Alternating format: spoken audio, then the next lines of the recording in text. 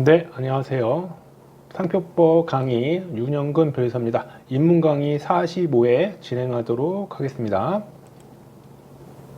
자, 이번 차 시간에는 침해 요건을 계속 해왔는데, 침해 요건과 함께 침해가 있을 때 침해에 대한 여러 가지 대응 방안이 있습니다.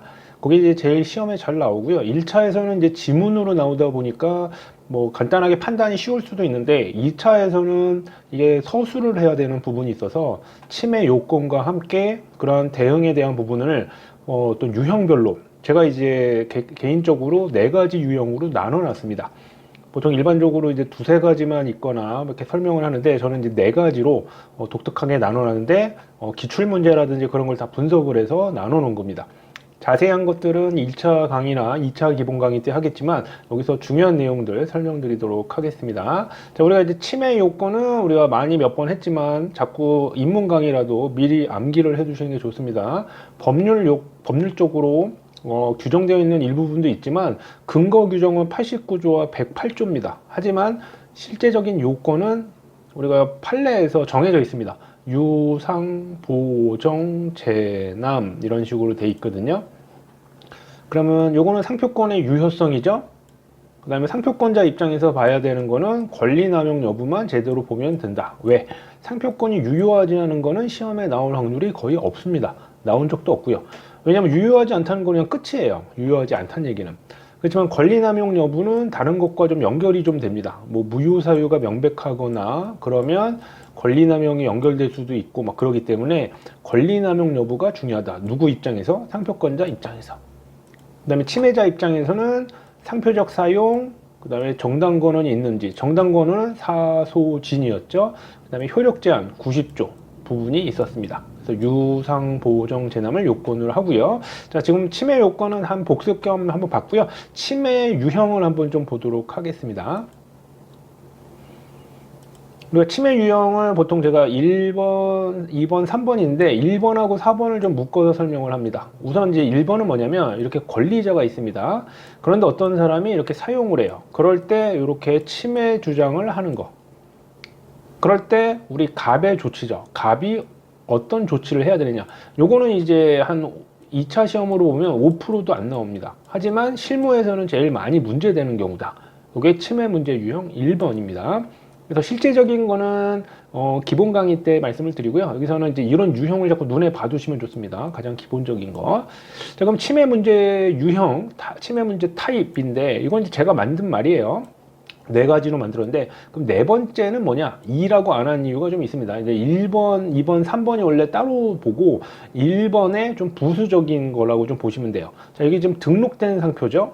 근데 침해 문제 유형 4번은 뭐냐면, 자, 우리가 등록된 이후에 이렇게 사용을 하면 이게 침해 문제 유형 1번이었죠. 그렇죠? 근데 등록 전부터 이렇게 사용을 하는 경우가 있습니다. 근데 이때는 좀 애매한 게 등록 전에 사용이다 보니까 아직 권리가 생기지는 않았어요. 갑에게. 그러면 갑에게 그냥 무조건 손 놓고 있어라. 그렇게 하기는 어렵기 때문에 요걸 보완해 주는 제도가 있습니다. 이게 손실보상 청구권 제도라는 게 있습니다. 손실보상 청구권. 요게. 대신 등록 후에 뭔가를 해야지, 등록 전에는 손실보상 청구권이 발생하는 어떤 전제 조건만 생기고요. 만약에 이런 상황이 계속 생길 때 경고를 해놓은 상태에서 등록이 되면 이제 권리가 생겼으니까 이 손실보상 청구권을 요 등록 후에 청구를 합니다. 그런데 등록 후에도 계속 이렇게 사용을 하고 있으면, 자, 손실보상 청구권은 넘어왔어요. 근데 손실보상 청구권을 등록 후에 행사할 수 있지만, 그러면 요때 상표권에 따른 우리가 1번 타입에 따른 행사도 가능하냐? 별개로 또 가능합니다.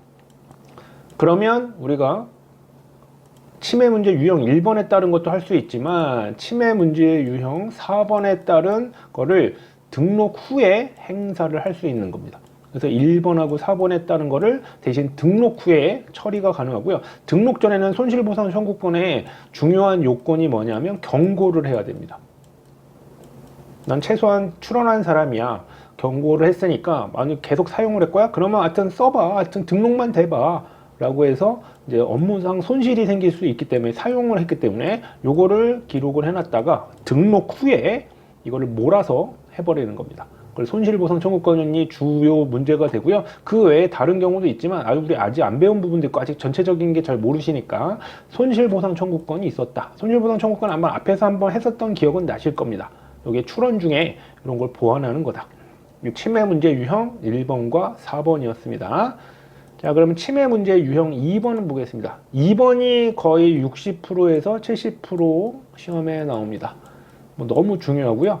그리고 이게 권리남용, 뭐 선사용권 아주 중요한 논점들이 많기 때문에 당연히 이게 많이 나오고 있습니다. 이게 유형이 아까 침해 유형, 문제 유형 1번하고 틀리죠. 문제 유형은 아까 권리자라는 사람이 갑인데, 얘가 권리자네요? 그러면 얘가 갑에게 이렇게 경고를 우선 할 수도 있겠죠. 자기가 권리자니까, 상표권자로서. 그런데 보시면 이게 이제 뭐냐면 갑이 원래는 먼저 알려진 사람이에요. 먼저 사용을 했다거나 주지 정명한 상표면 얘가 원래 권리자인데 이게 등록이 안 돼 있는 걸 기하로 을이 등록을 해 놓은 거죠. 이렇게. 그러면 원래 얘가 권리자가 아니니까 오히려 갑이 이런 경우에 정당 권리자로서 이런 상표가 경고를 했다 하더라도 이런 걸 못하게 하고 침해 주장을 못하게 하고 등록 상표도 없애야 되는 조치가 필요할 겁니다.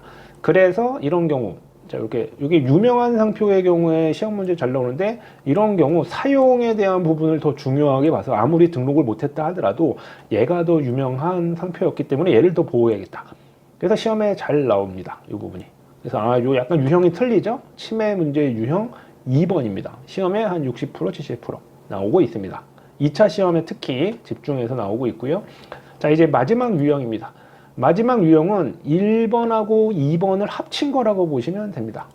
보시면 얘도 등록이 돼 있고요. 갑이 을의 경우에도 등록이 돼 있네요. 그렇죠? 그러면 누가 먼저냐? 근데 보통 먼저 등록받은 사람이 임자겠죠. 그렇죠? 먼저 등록받은 사람이 임자인데 등록만 받아놓은 거를 떠나서 보통 시험에 많이 나오는 걸 이렇게 알려진 경우죠. 알려진 경우 아까 침해 문제 유형 2번에서 좀 보였고 등록일 때는 침해 문제 유형 1번이었고 그러니까 이건 좀 섞여져 있습니다. 이런 경우 이렇게 그러면 이런 경우에 특징은 쉽게 찾을 수 있죠. 얘도 등록이 돼 있고 얘도 등록이 돼 있는데 상표나 상품이 유사한 경우도 시험에 나왔고요. 비유사한 경우도 시험에 나왔고 비유사하지만 좀 관련성이 좀 높은 경우 다 시험에 여러 번 나왔습니다. 그래서 요게 2에서 30% 정도 시험에 나오고 요즘에 많이 나오는 편입니다. 그러니까 출제위원이 이런 유형이 있다라고 나눠서 문제를 내는 게 아니라 이런 사실관계가 많이 생겨났겠구나. 그러면 이런 식으로 문제를 내는데 나오다 보니까 저는 이제 분석하는 입장에서 학원에서 벌써 10여 년 이상 강의를 해오고 기출문제를 분석해왔기 때문에 이렇게 나눈 거죠. 수험생들이 우리가 이제 말 그대로 수험적으로 접근하는 거죠. 빨리 풀기 위해서. 또 실제 빨리 푸는 어떤 공식이 있습니다. 그거는 2차 강의 때 말씀드리고요. 1차 때도 솔직히 모르셔도 됩니다. 왜냐하면 이런 유형이 있다 정도만 아시면 되지 실제 1차 시험은 지문으로 나오니까 OX 고를 정도면 돼요. 하지만 2차는 자 이럴 때 갑의 조치는 하고 시험 문제 나오면 어떤 조치가 있을까 써야 되죠. 그거를 이제 형식화 제가 하고 틀을 만들어 놨습니다. 두 문자 암기 코드를 만들어 놓은 게 있으니까 그런 거는 2차용이기 때문에 1차 때 중급이나 2차 때 해드리게 됩니다. 뭐 이거 모르신다고 해도 1차에서 큰일 나지는 않습니다. 하지만 어쨌든 우리가 2차 시험에서 2에서 30% 정도 최근에 많이 나오는 유형이다. 특징이 뭐라고요? 등록과 등록이 보인다. 요거를 잘 기억을 해 두시기 바랍니다. 그러면 침해 문제 유형 3번이구나 이렇게 기억을 해 두시면 될 것 같습니다. 자, 우리 침해 요건과 함께 시험에 잘 나오는 침해 문제 유형 1, 2, 3, 4까지 알아봤습니다. 제가 만든 유형이고요. 기출문제를 다 분석한 거니까 우리 나중에 1차 중급이나 2차 때 특히 2차 때 더 자세히 해드리고 1차 때도 해드리긴 합니다. 2차 때 완전 서술형으로 대비할 수 있게 준비를 해놔서 말씀을 드릴 거니까 다른 강의 때 또 자세하게 또 해드리도록 하겠습니다. 자, 오늘 45회 강의 마쳤고요. 다음 46회 때 뵙도록 하겠습니다. 좋아요, 구독, 댓글 부탁드리고요. 들어주셔서 감사드립니다. 오늘도 열심히 공부하시고 기본 강의, 입문 강의, 하여튼 어떤 강의든지 서로 찾아뵙도록 하겠습니다. 열심히 하세요.